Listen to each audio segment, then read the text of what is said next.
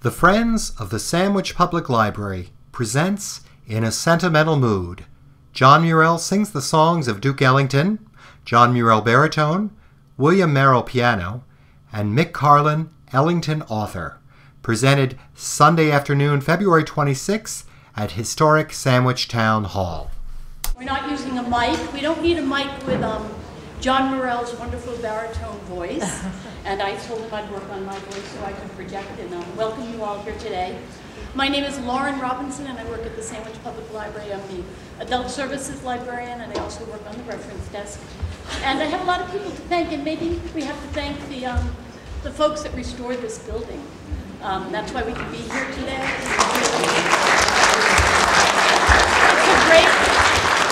It's a great room. It's got wonderful history to it, and put you in a sentimental mood.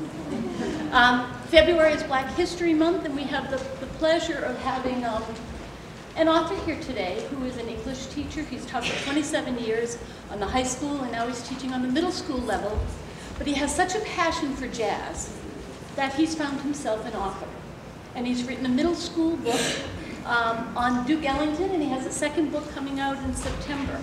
And his book is called Riding Duke's Train.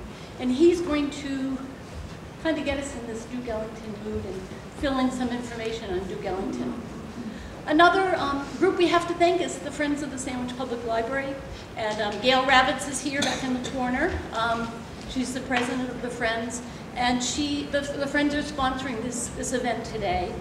And we also thank the trustees of the Sandwich Public Library because they have undergone a Keep the Library, Adopt a Sunday campaign to keep the library open on Sundays.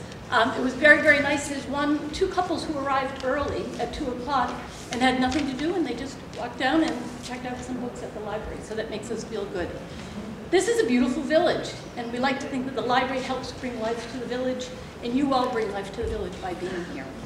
So I think we'll just get started with Mick Carlin. Thank you, Mick.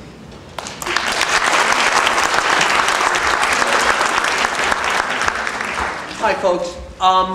If you can't hear me in the back, give a thumbs up, and that'll be the signal that I'm not speaking loud enough. You can hear me? Okay. It's my teacher's voice. Edward Kennedy Duke Ellington lived from 1899 to 1974. He got the nickname Duke very early in life, when he was roughly 5 years old. In the neighborhood, he carried himself with such style and such grace that even his 5- or 6-year-old buddies noticed it, and they nicknamed him Duke when he was just a child. He grew up in Washington, D.C. His dad had several jobs, but at one point his father was a butler in the White House. And then in April of 1969, President Nixon honored Duke on his 70th birthday with the Presidential Medal of Freedom. It's the highest award a civilian can get in our country. And Duke said, geez, my dad was a butler here when I was a child, and here I am being awarded this great award by the president. What a wonderful country we live in. But growing up, his parents and his sister Ruth, they didn't call him Duke. They called him Edward. It was always Edward. When he was very, very young, his mother said to him, Edward, you're blessed. You're blessed. Anything you want to do in this world, I know you can do because you're blessed. And he must have believed his mother's words because for most of his life, he was blessed. Duke Ellington composed music the way the rest of us draw breath, continuously. Even hours away from passing away in a Harlem hospital in the spring of 1974, he had the doctors put an electric keyboard across his lap. Almost until his last minutes on earth, he was composing music. He was a band leader, he was a songwriter, a composer, a fine piano player. He was an arranger, he was a bon vivant, a little bit of my high school French. He was a ladies' man extraordinaire. Duke Ellington made the most of his 75 years on planet Earth. But Duke was also a very generous, kind-hearted man who remembered people's birthdays. Some of the same ballrooms would be played by the Ellington Orchestra year after year, so he'd get to know the custodians. Backstage after a show, 1, 2 in the morning, Duke would go back and he'd roll craps with some of the custodians. And even if he won, he'd give the money back to the custodians. So you'd be there shooting craps with Duke Ellington, and he'd ask you, What's your name? And you tell them your name. You say, when's your birthday? You tell them your birthday. Next year, some of these custodians would get birthday cards from wherever in the world, Bangkok, Dublin, Ireland, from Duke Ellington. He remembered people's birthdays. But he was also a hypochondriac who called his beloved friend and doctor, Arthur Logan, almost daily.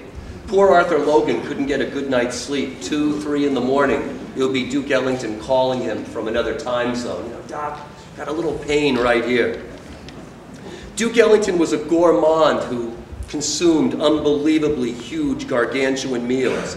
And he knew the finest restaurants in Paris, London, Moscow. That would be Moscow, Idaho, as well as Moscow, Russia.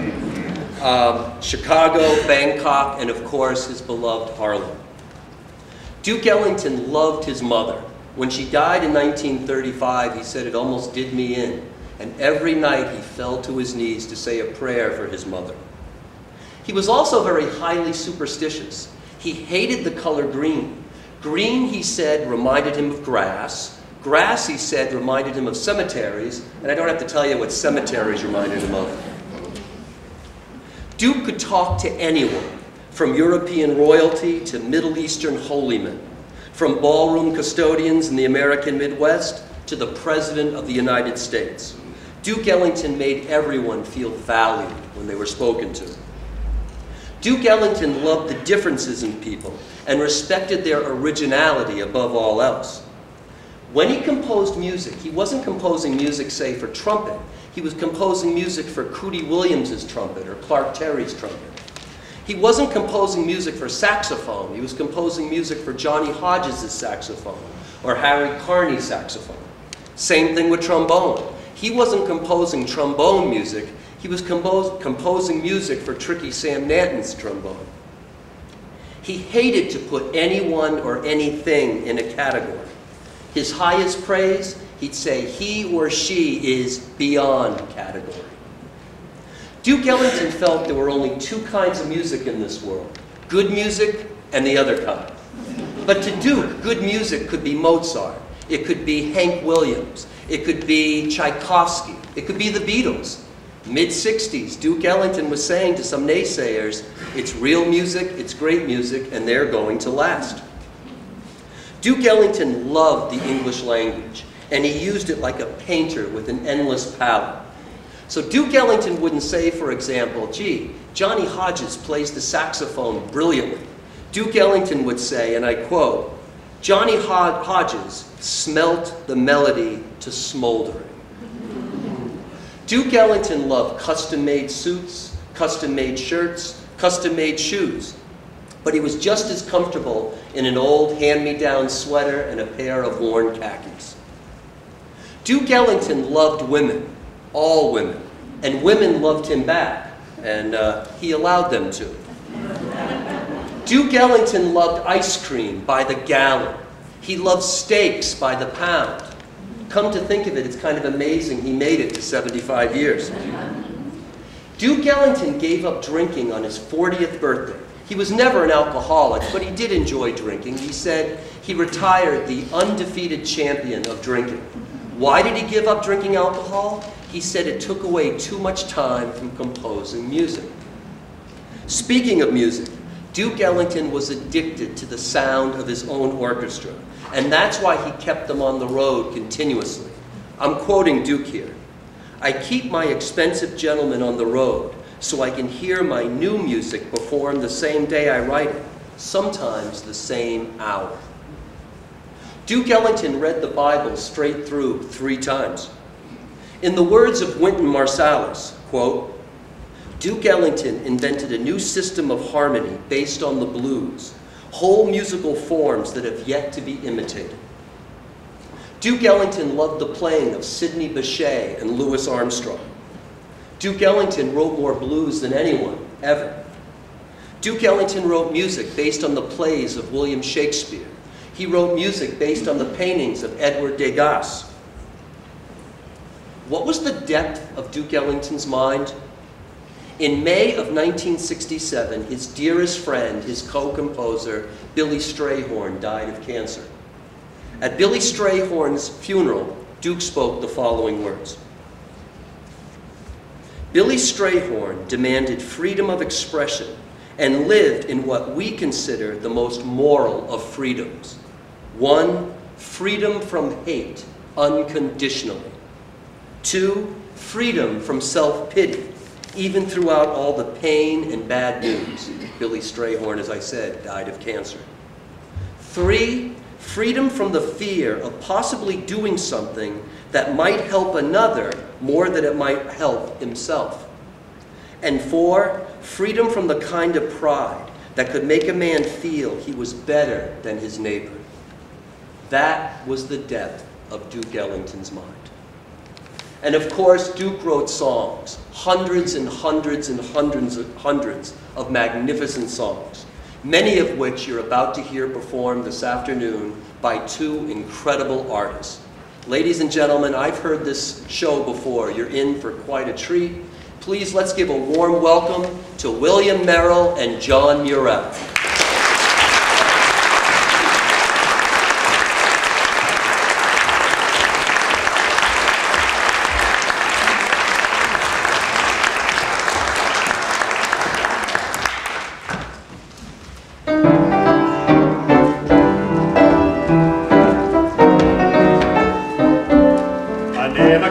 Watchful moonlit skies, I never winked back at fireflies. But now that the stars are in your eyes, I'm beginning to see the light. I never went in for afterglow or candlelight on the mistletoe. But now when you turn the lamp down low, I'm beginning to see the light. Used to ramble through the park, shadowboxing in the dark. Then you came and caused a spark that's a world on fire now. I never made love by lantern shine, I never saw rainbows in my wine. But now that your lips are burning mine, I'm beginning to see the light.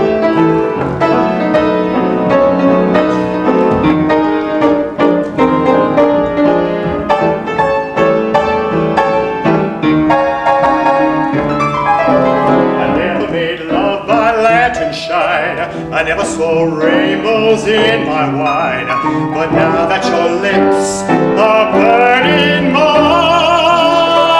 I'm beginning to see the light. I'm beginning to see the light. I'm beginning to see the light.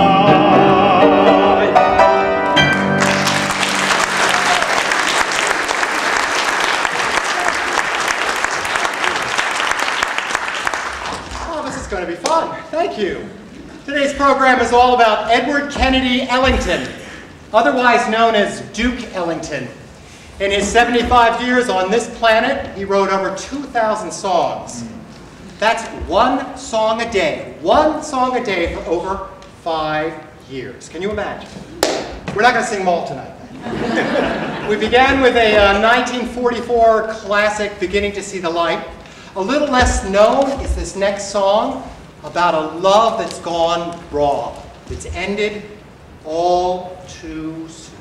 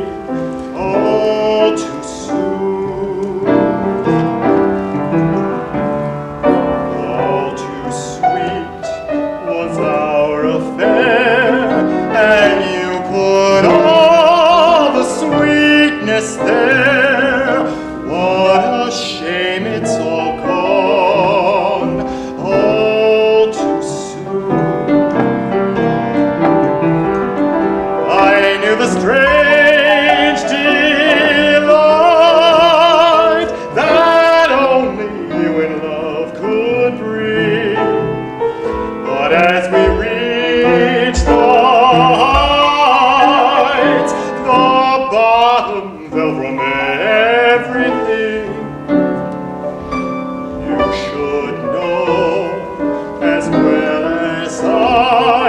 Our love deserves another try, for you whispered goodbye all too soon.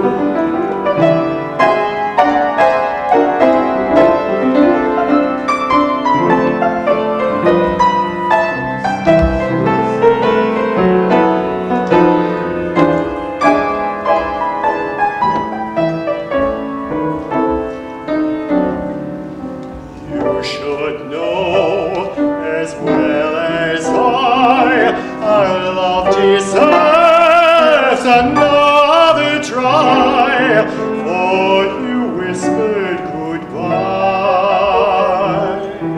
all too soon.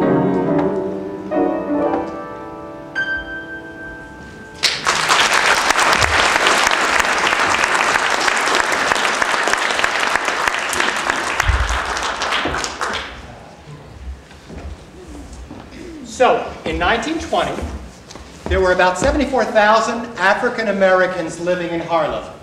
By 1930, there were over 143,000.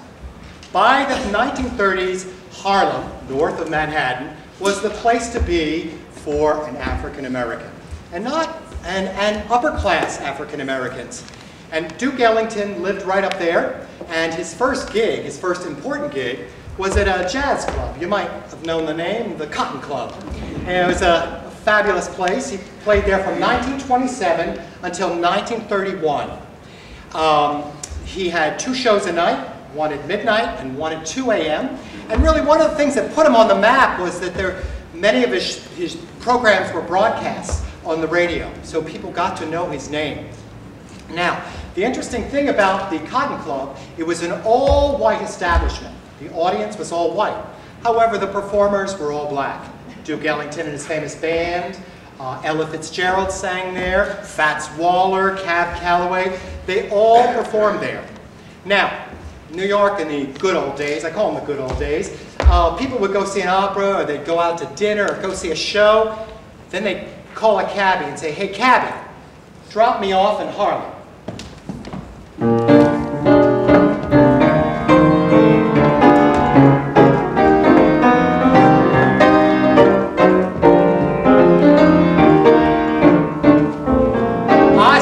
Drop me off in Harlem, any place in Harlem.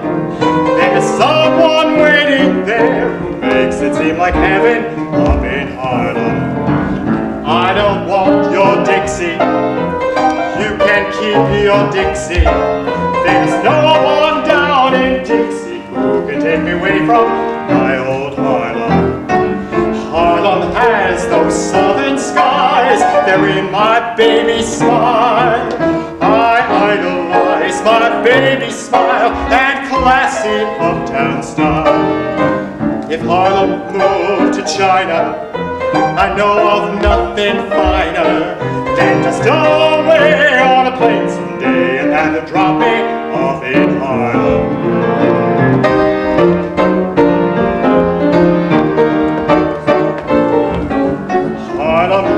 Those southern skies, they're in my baby's eyes. I idolize my baby's smile and classy uptown style. If Harlem moved to China, I know of nothing finer than to stow away on a plane someday and have them drop me off in Harlem.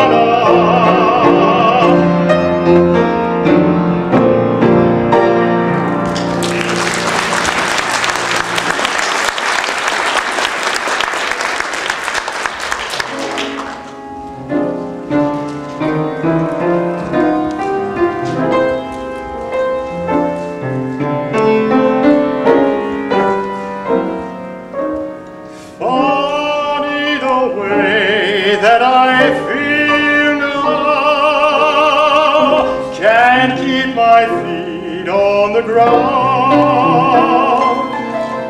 Everything seems unreal now when you're not around. Day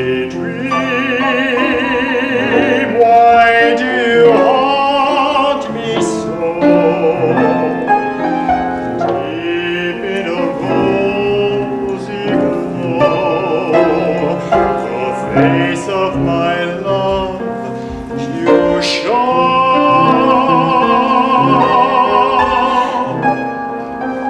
Daydream, I seem to walk on air, building a castle there for me and my love to share.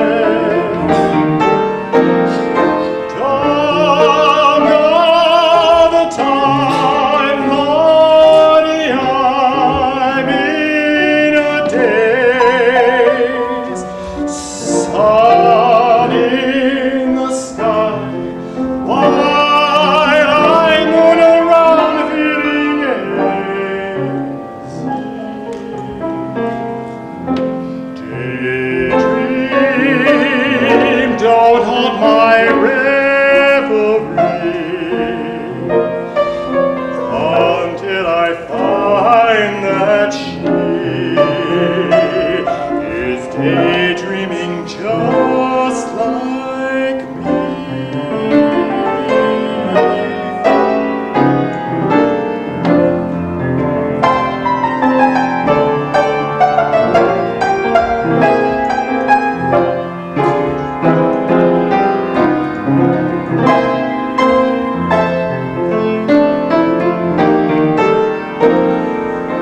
Dawn of the time, Lordy, I'm in a daze.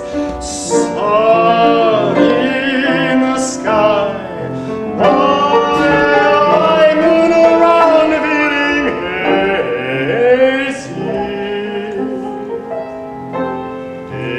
Daydream, don't halt my revelry until I find that she is daydreaming just like me.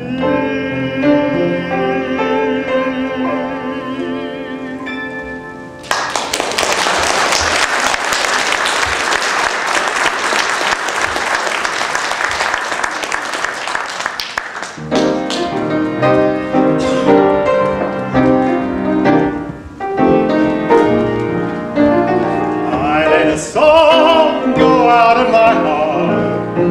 It was the sweetest melody. Please come back, sweet music. I know I was wrong. Since you and I had drifted apart, life doesn't mean a thing to me. Please come back, sweet music. I know I was wrong. Am I too late to make amends? You know that we were meant to be more than just friends. Just friends. I let a song go out of my heart. Believe me, darling, when I say I won't know sweet music until you return someday.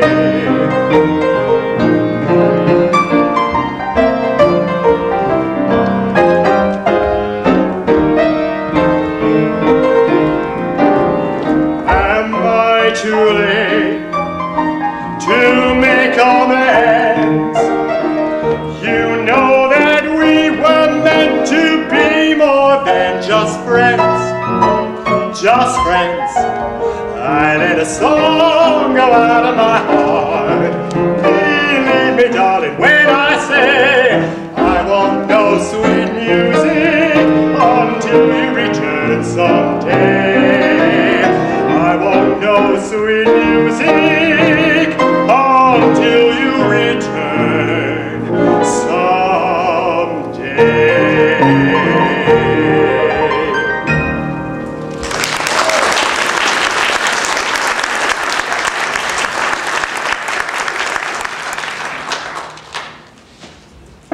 See my new shoes? See my shoes? I think Duke would really like them. Yeah, I like them. It's all about dressing up for me. You know? So, you know, I was looking at this next song, which I love. Actually, I like all the Ellington songs, but Solitude. One of the lyric writers that's credited for this song is a gentleman named Irving Mills. Now, I know quite a bit about sort of American musical theater and the American songbook, and Irving Mills didn't really quite ring a bell, so I started looking him up. Turns out that Irving Mills, with his brother Jack in 1919, began a music publishing firm. He also signed on people. He was one of the few agents back at that time that would hire black artists. Like, he also worked with Cat Calloway. He had a gift for lyric writing. He had a sense of what a song needed. And what he was really instrumental in is he would take Ellington's sort of non-vocal songs, his big band songs, and say, you know, that would work, Duke, as a song. And he would take it and try to work it down. The other thing is that in his contract, he received royalties for every song that had his name on it. So you'll see his name on quite a few things.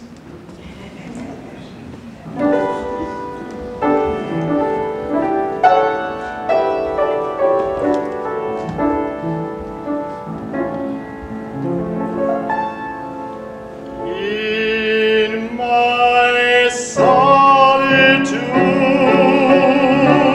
you taunt me with reveries of days gone by. In my solitude, you taunt me with memories that never die. I sit in my chair, I'm filled with despair. There's no one can be so sad. With blues everywhere, I sit and I stare. I know that I'll soon go mad. In my solitude, I'm praying, dear Lord above, send back my love.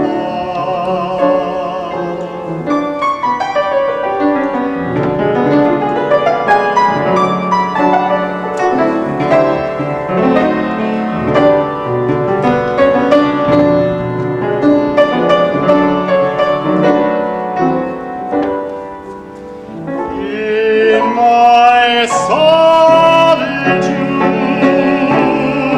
I'm praying,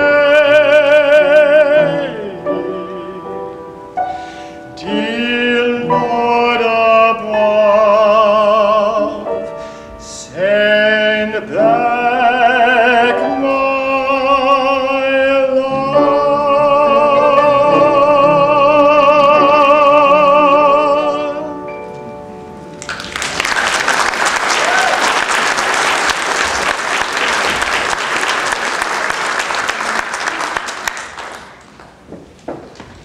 Isn't this a terrific hall? Isn't it amazing? I came here last week and I saw the silent film, the Nosferatu, the Dracula. It was really cool. This piano was being, John Reed played the piano, and it was very wonderful because you kind of knew that probably a movie like that was shown here many, many years ago.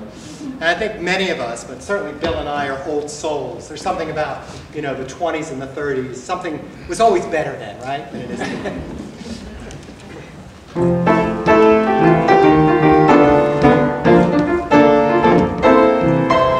You left me a horse from Brooklyn, a horse with installments too, a letter with lots of X's, everything but you. You some beans from Boston, a bicycle built for two, a memory to get lost in, everything but you. Each day was so gay and so daring, I loved every breathtaking minute, for how could I know I was sharing a kiss without a future in it? Left me a dream to room with, a coffee pot from Peru, a knife and a fork to spoon with, everything but, everything but, everything but. I ran around with my own little crowd, the usual laughs, not often but loud, and in this world that I knew, I didn't know about you. Chasing after the ring on the merry-go-round, just taking my fun where it could be found, and yet what else could I do? I didn't know about you. Darling, now I know I had the loneliest yesterday, every day. In your arms I know for once I'll live.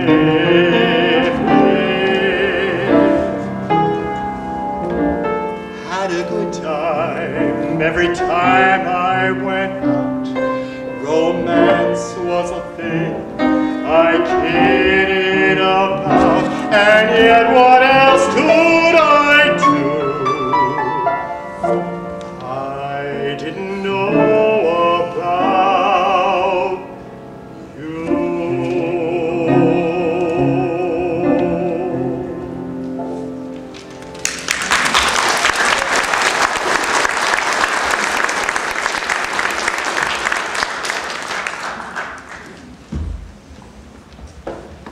So Ellington did a lot of things. He wrote ballet music, and he wrote theater music, and he wrote jazz, of course. But he also was involved with the motion picture industry. In 1959, he won a Grammy for Anatomy of a Murder, for the soundtrack. A few years earlier, he wrote the soundtrack for a movie called Paris Blues. Have you heard this before? It's about two Americans, Sidney Poitier and Paul Newman, jazz musicians in Paris trying to make it. It's a pretty good movie, but the song, the title song, which I actually didn't hear in the movie, Paris Blues, is one of those really cool, interesting songs for me because, as many of you probably know, I do sing classical repertoire. And the harmonies and the intervals and the overall tone of this song is that fine line. Is this a pop song or is this a classical song? But I don't really care. It's a really good song.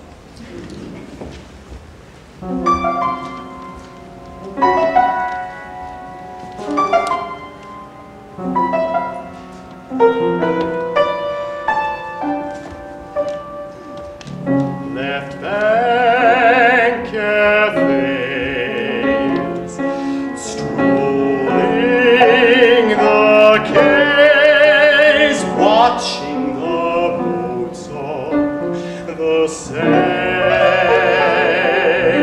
come back again.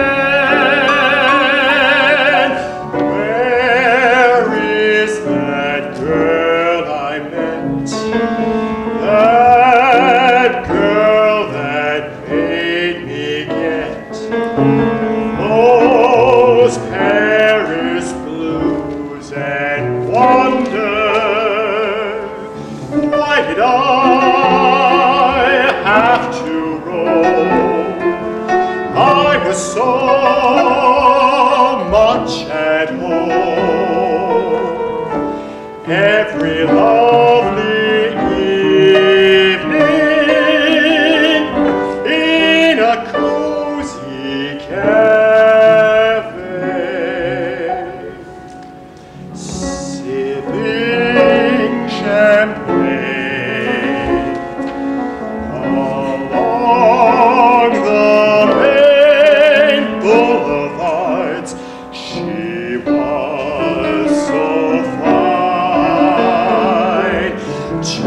just like the wine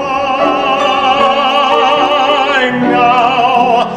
Every day is black.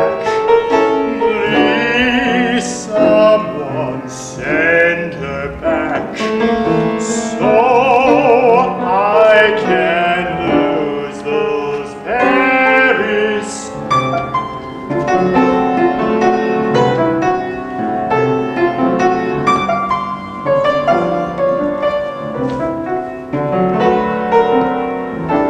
Every lovely evening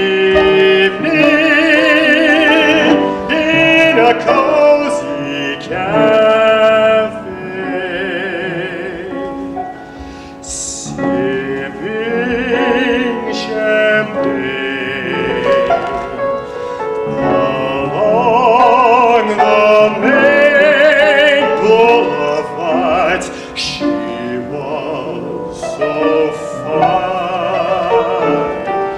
just like the wine now. Every day is black. Please, someone send her back, so I can lose those berries.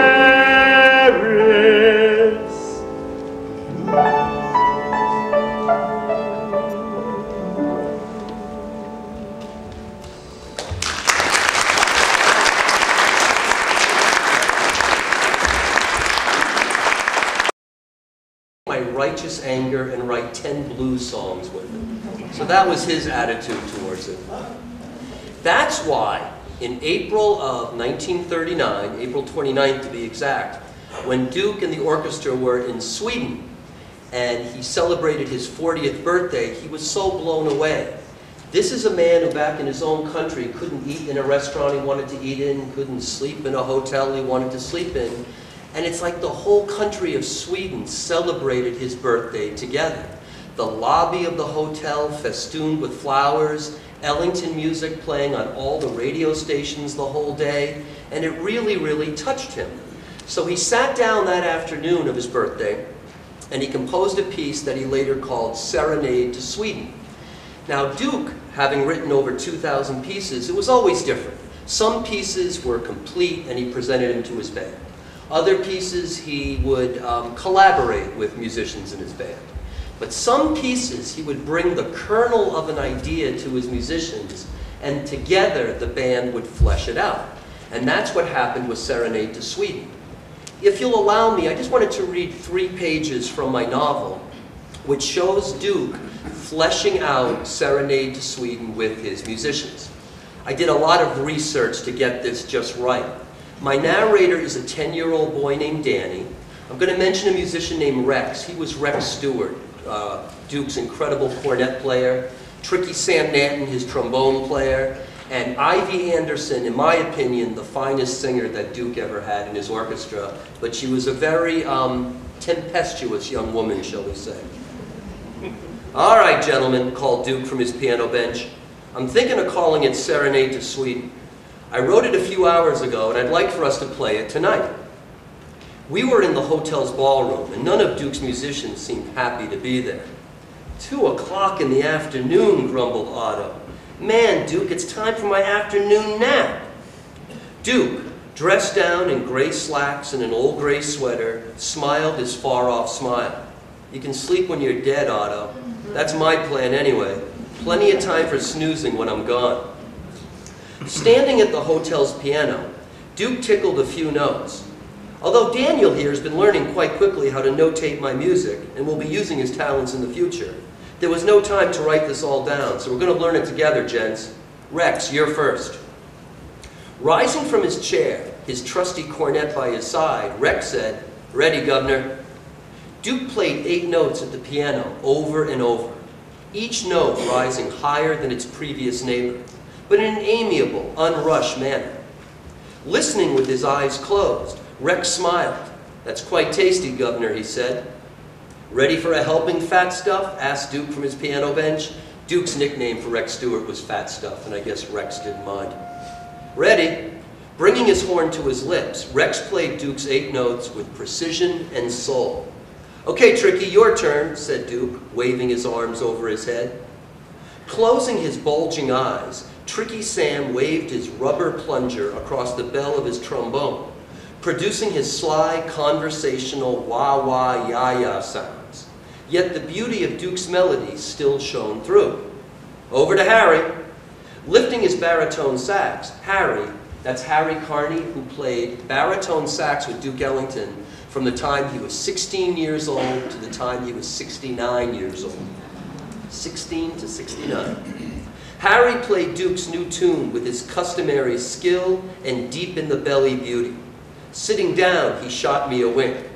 "Now the entire band," said Duke, and darned if they didn't all blend their sounds beautifully around the tune, harmonies and all. I can't explain why, but I could feel tears coming to my eyes. The band's sound was just so perfect. "That was great, fellas," said Duke. "Cootie, now give it some Mobile tang." Cootie Williams hailed from Mobile, Alabama. My friend Cootie poured some Alabama hot sauce all over the melody, and with Duke's swinging arms leading the way, the band brought it all home. Serenade to Sweden. Duke and his men recorded it in June after we returned home from Europe. Listen to it sometime, and that would be my advice to you. Listen to Serenade to Sweden by Duke Ellington. Now, in his band, he had a gifted valve trombone player named Juan Tizol, and Mr. Tizol hailed from Puerto Rico. In photographs, he looks as white as me. So when the band would play concerts down south, sometimes the local authorities, like a sheriff with brandishing a pistol, would insist that Juan Tizol would darken his face with makeup so it wouldn't look, quote, like you have a white boy in with you colors. So this was the kind of indignity that Duke and his men always had to put up with. It's called riding on Duke's train because Duke down south hired a Pullman train, 2 sleeper cars, a dining car, and 2 cars to pull the instruments and the lighting equipment. That way they didn't have to deal with the indignity of the Jim Crow laws down south. They could pull over to a siding, hook up the train to a local water supply, and live, sleep, and shower right on their train. But Duke loved to collaborate with Juan Tizol, and together they collaborated on songs that to us have a real Latin tinge to them. Some of the songs that Duke and Juan Tizol collaborated on are Pyramid, Moonlight Fiesta, Moon Over Cuba, Perdido, which became one of the great jamming tunes of the bebop era with Charlie Parker and Dizzy Gillespie, and the song that John Murelle and William Merrill are about to play for you right now, Caravan. Let's welcome the gentlemen back, folks.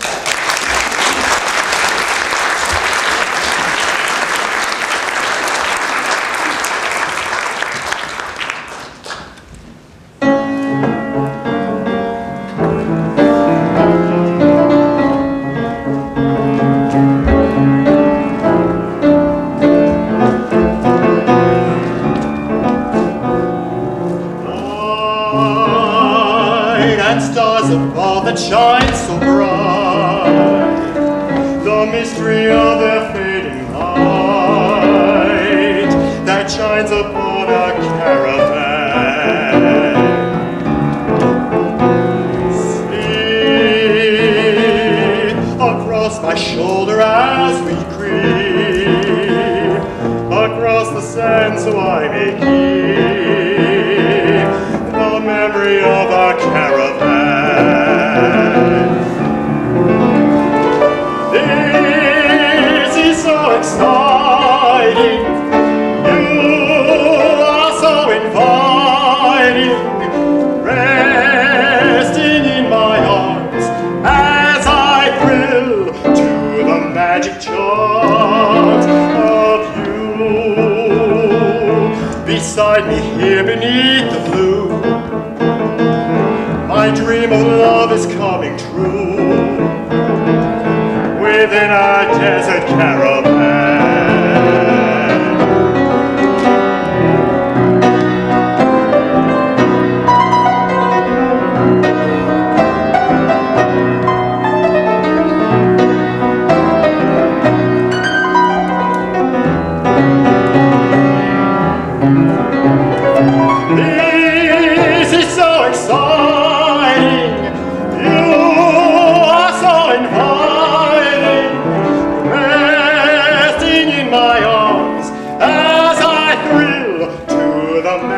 arms of you.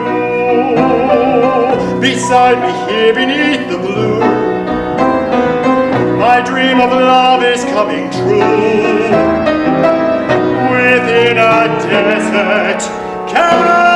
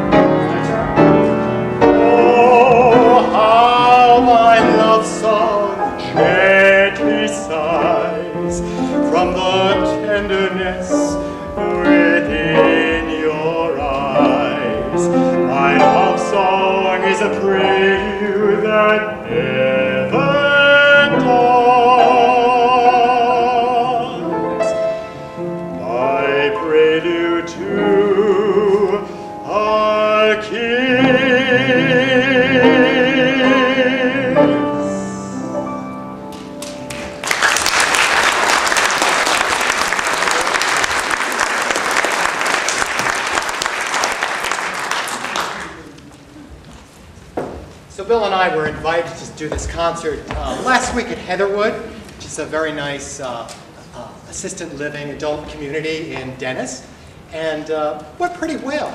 But I have to tell you, today's the first day that my little book is not right there. And we're doing pretty good. Oh, your book's there, but mine's not. So I just need to know what's up. In the last decade of his life, Duke Ellington really wanted to give back. He wanted to thank his creator, whoever that was for him, and he wrote a series of sacred concerts. And since today is Sunday, and our song is called Come Sunday, it would seem like a natural fit. Am I skipping something? Oh, see, I haven't looked. I'm just bragging about how good I was. All right. Just remember that dialogue. So, during the 1920s and 30s and 40s, anyone who was in music wanted to do Broadway, right? Jerome Kern and Oscar Hammerstein, Rodgers and Hart, the Gershwin brothers, George and Ira, can't forget Cole Porter and Irving Berlin, and Duke really wanted a Broadway show. He did do shows at the Cotton Club, but they weren't really the kind of shows he wanted. In 1943, he finally got his chance. He did a musical called Beggar's Holiday, and that is the story of the Beggar's Opera by John Gay. And in the 1930s, Kurt Weill and Bertolt Brecht made Threepenny Opera, you know, Mac the Knife, made that famous, but he rewrote it. The show ran 111 performances, and it had people in like Alfred Drake, remember him, and Zero Mostel, If I Were, you know. It was a good cast, but by those standards, 111 performances wasn't a real success. It wasn't a great run. And looking around, it really hasn't been revived very much. It was revived a few years ago in Pittsburgh, but that's about it. So I'm suspecting that it probably is something that didn't quite work. This next song, Take Love Easy, is a pretty cool song from the show.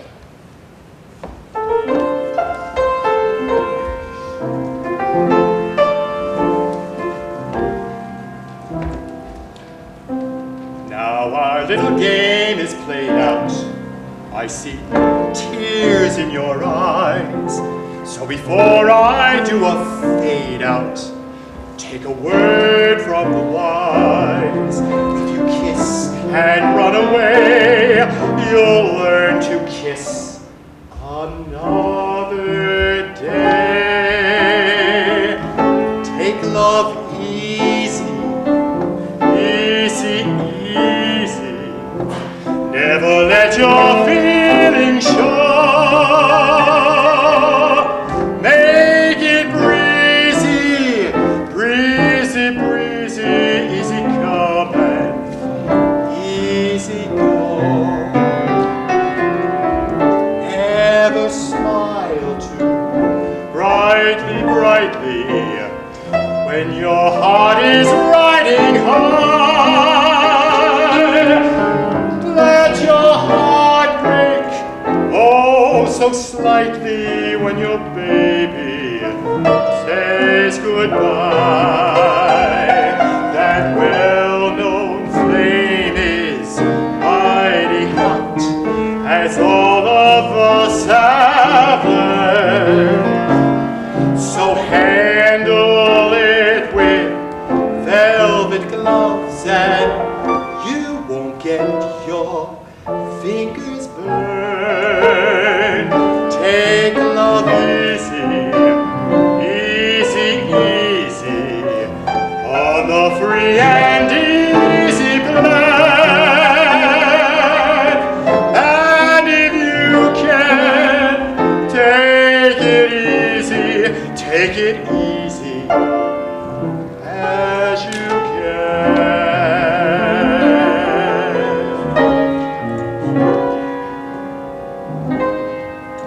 Always get that mood indigo, since my baby said goodbye. In the evening when lights are low, I'm so lonesome I could cry. 'Cause there's nobody who cares about me. I'm just a soul who's bluer than blue can be. When I get that mood indigo, I could lay me down and die. You ain't been blue. No, no, no. You ain't been blue till you've had that mood indigo. That feeling comes stealing down.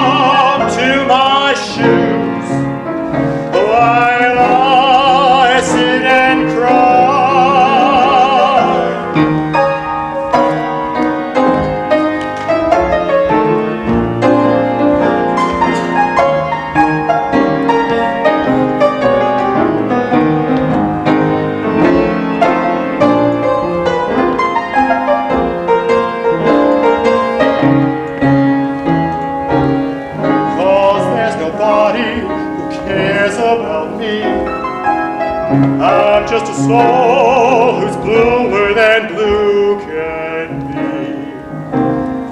When I get that mood indigo, I could lay me down and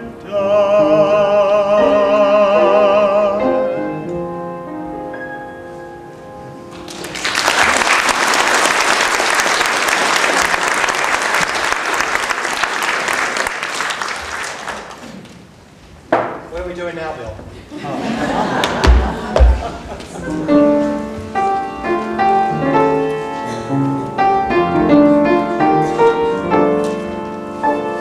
Come someday, oh come someday, that's the day. I believe that God put sun and moon up in the sky. I don't mind the gray skies, 'cause they're just clouds passing by. Heaven is a goodness place, a brighter time on high. Do unto others as you would have them do unto you. And have a brighter by and by. Oh, dear Lord above, God Almighty, God of love, please look down and see my people through. I believe God is now, was then, and will always be. With God's blessing, we can make it through eternity. Oh, dear Lord above, God Almighty, God of love, please look down and see my people through.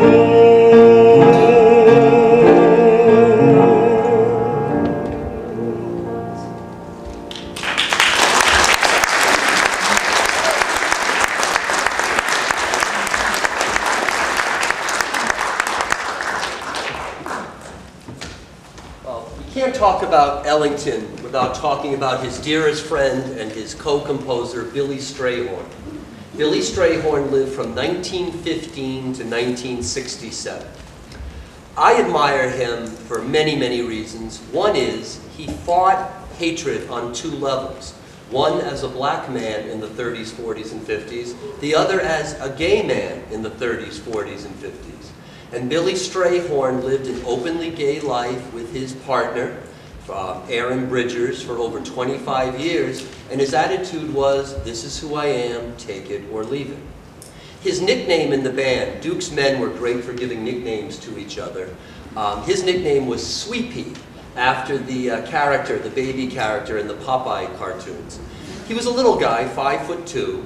It shows you how open-minded Duke Ellington was, because Billy Strayhorn was his brother, the other half of his soul, as Duke would put it. Here's Duke Ellington, 6'4", husky, athletic, very, very, very, very heterosexual. And here was Billy Strayhorn, 5'2", a gay man. His good friend Lena Horne characterized him as a little brown owl. And yet the two of them couldn't have been closer friends. Billy Strayhorn entered the Duke Ellington Orchestra in 1939. Using a baseball analogy, having these two composers in one orchestra, kind of like having Willie Mays and Hank Aaron playing in the same outfield. There are music scholars who will tell you that Billy Strayhorn is one of the great composers of 20th century American music. He met Duke in December of 1938 in his hometown of Pittsburgh. Ellington Orchestra came to town. Billy was only 23. He was composing music on his own, but basically working behind the counter in a pharmacy. And he and Duke had a mutual friend, and he said, "Could you get me backstage? Could you get me backstage to meet him?" After the show, he shook hands with Duke. He said, "You know, Duke, I play a little piano." Duke said, "Well, show me." And Billy Strayhorn sat down and wrote a song that I'm sure many of you know, "Lush Life." Years later, Nat King Cole had a huge hit with it. Duke said, "Can you play anything else?" And he reeled off song after song. And he said, "You have to join my organization. How about January?" This is January of '39. "Come on up to Harlem." Well, Duke at that time lived with his son Mercer and his sister Ruth. And Duke was going to be on the road, but he said to Billy Strayhorn, "Here are the directions. When you get to Harlem, take this train. Don't lose the directions. My sister knows you're coming. You can move right in. You'll have your own bedroom." And as Billy Strayhorn was on the train coming up, he kept looking at the directions to Duke's apartment, 381 Edgecombe Avenue. My wife will ask me to go pick up milk on the way home, and I'll forget, but I'll remember 381 Edgecombe Avenue. And Billy Strayhorn got a tune in his head, and he put Duke's directions to a tune, which almost all of us know, I'm sure, "Take the A Train." Most of us consider it an Ellington song. It was one of Duke's biggest hits, but in fact it was written by Billy Strayhorn.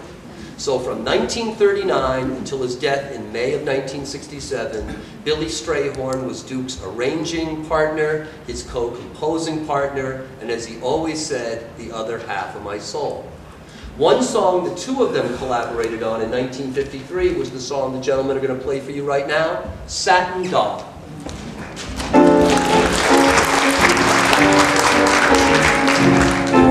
This tune looks pretty good.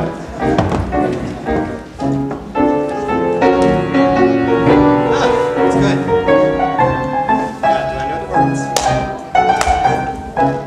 Cigarette holder, which wicks me over her shoulder. She digs me out, cattin', my satin doll.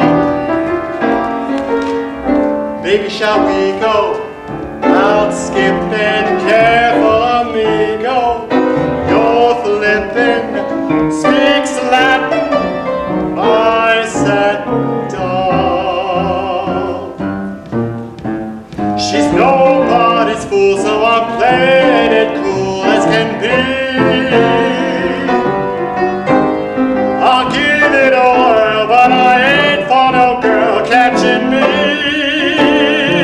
Switcheroonie, telephone numbers, well, you know, doing her umbus with Uno and batting my satin doll.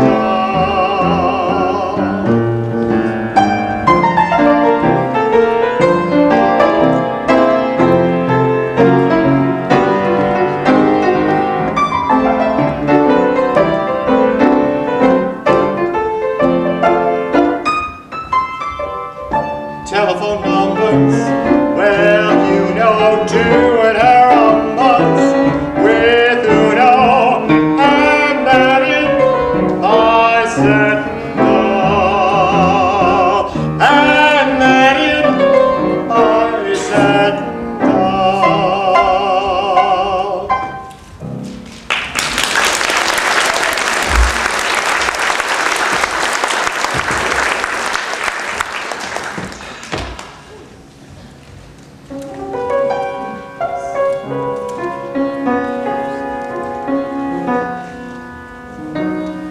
They say into your early life romance came, and in this heart of yours burned a flame that flickered one day and died away. With disillusion deep in your eyes, you learn that fools they love soon grow wise. The The years have changed you somehow. I see now. Smoking, drinking, never thinking of tomorrow. Nonchalant, diamond shining, dancing, dining with some man in a restaurant. Is that all you really want? No. Sophisticated lady, I know you miss the love you lost long ago. And when nobody is nigh, you cry.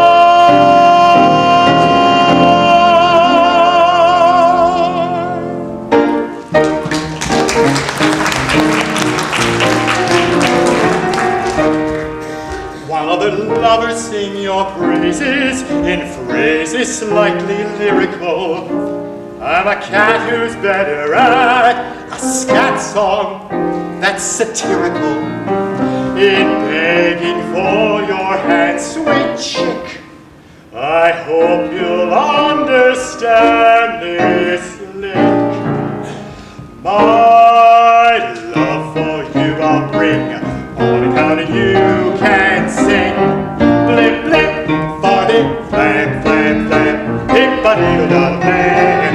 My love for you is true, on account of you can do. Blip, blip, farty, flam, flam, flam, hip-a-dee-da-da-bang. My poor heart skips a beat like a jitterbug, just can't stop. Mix your crooning with my spooning and let me blow my top.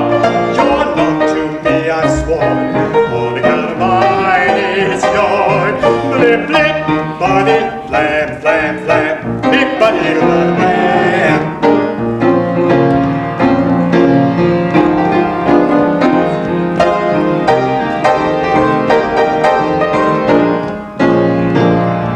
My love for me I've sworn, on account of mine is yours. Blip, blip, body, flam, flam, flam, bip-a-dee-da-da-bam.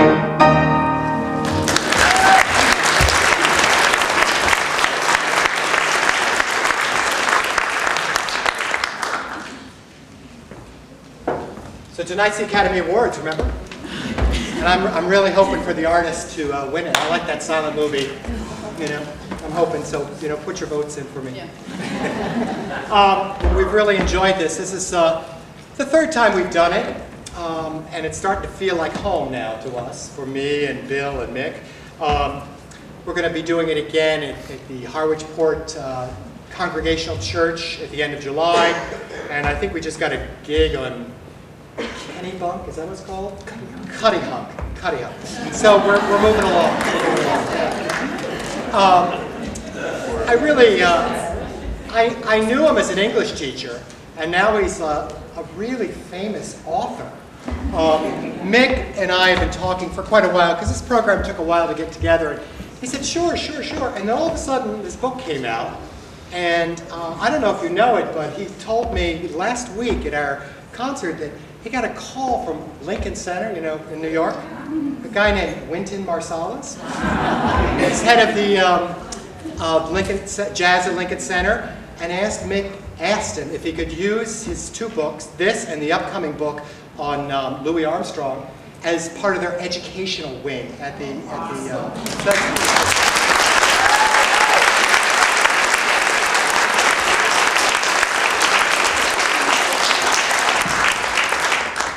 I adore Mick putting all these facts in, but I like to put facts in too. But you know, he is a teacher, and every once in a while I get an email and say, John, it was 1932, or it was slide trombone, or you know. But I love it. It keeps me on my toes. We are very, very fortunate here on Cape Cod to have such amazing spaces and amazing organizations like the Sandwich Public Library And I'd like to officially and publicly thank the Friends of the Sandwich Public Library and Lauren Robinson, who asked me to do this. Lauren, thank you.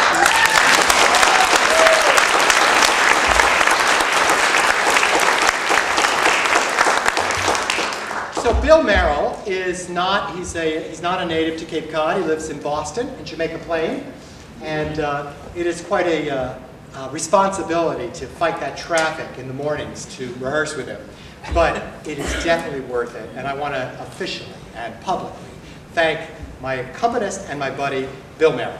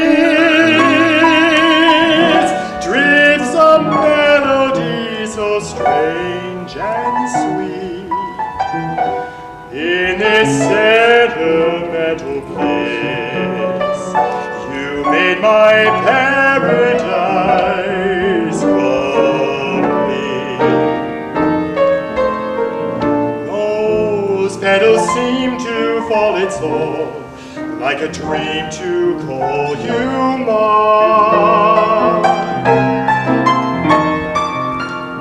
My heart's a lighter thing since you made this dream a thrill divine. In a sentimental mood, I'm within a world so heavenly, for I never dreamt that you'd be loving sentimental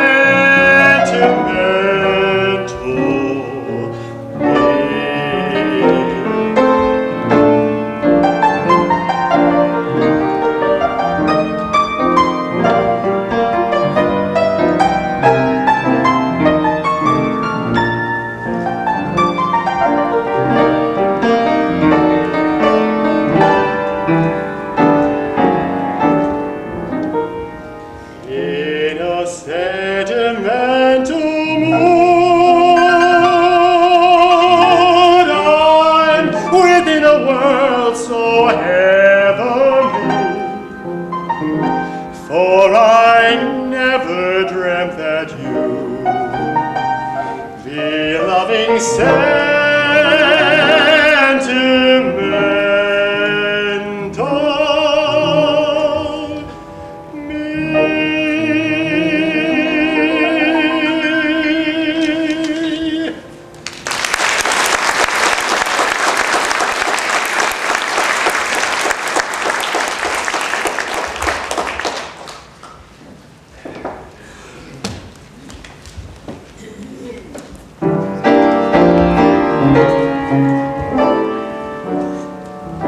What good is melody? What good is music if it ain't presenting something sweet? It ain't the melody, it ain't the music. There's something else that makes that tune complete. It don't mean a thing if it ain't got that swing. Do-what, do-what, do-what, do-what, do-what, do-what, do-what, do-what. It don't mean a thing, all you gotta do is sing. Do-what, do-what, do-what, do-what, do-what, do-what, do-what, do-what. Makes no difference if it's sweet or hot. Just give that rhythm everything you've got.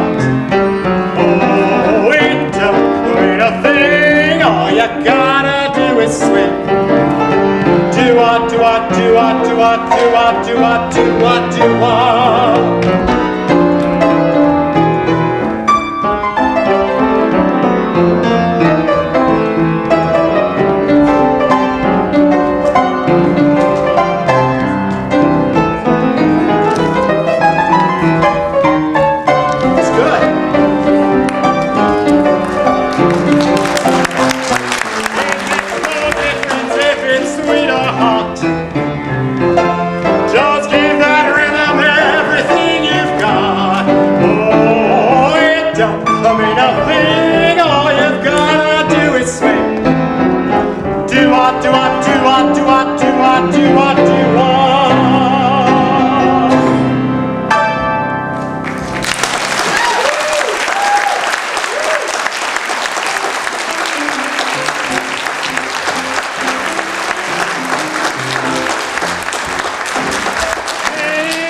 Saturday dance, and they crowded the floor. Couldn't bear it without you. Don't get around much anymore. Thought I'd visit the club. Got as far as the door. They'd have asked me about you. Don't get around much anymore. I guess my mind's more at ease, but nevertheless, why stir up memories? Being invited on dates might have gone one before, awfully different without you. Don't get around much.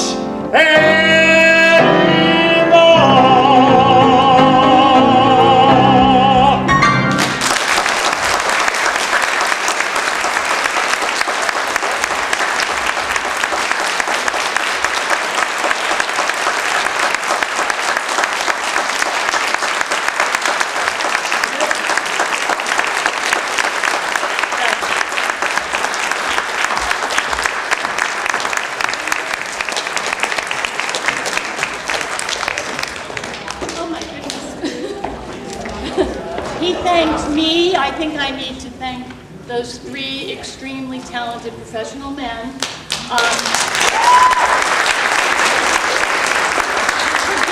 giving us this beautiful afternoon of live performance. I learned so much. Can we get one more bow from you folks?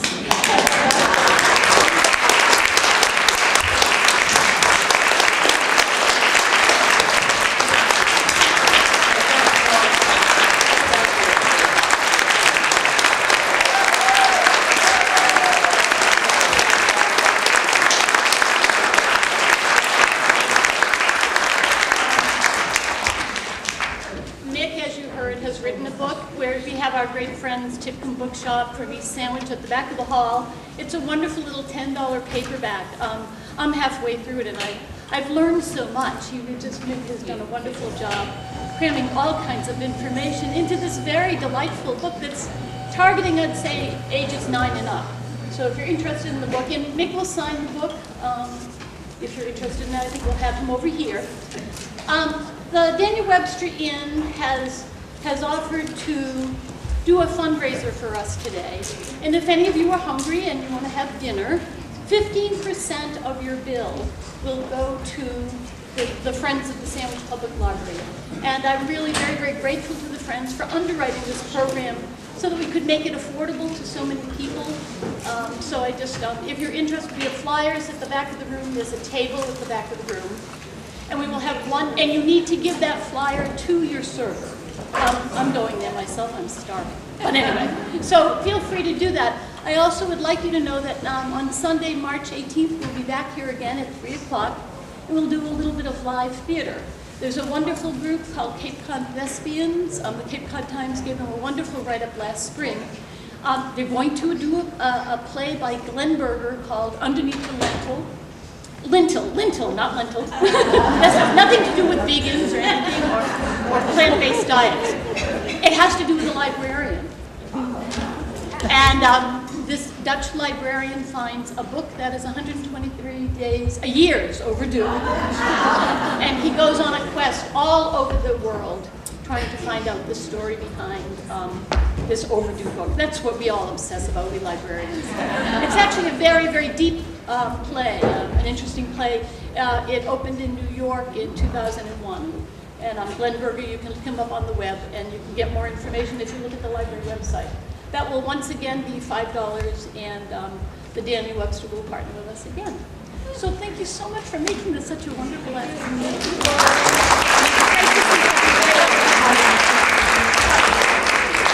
I'm going to get the book signing line. This chair looks pretty good.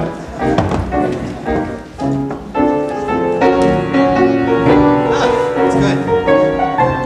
Yeah, do I know the words? Cigarette holder, which wicks me over her shoulder. She digs me out, cattin', my satin top. Baby, shall we go out skipping? Careful, amigo. Your flippin' speaks Latin, my satin doll. She's nobody's fool, so I'm playing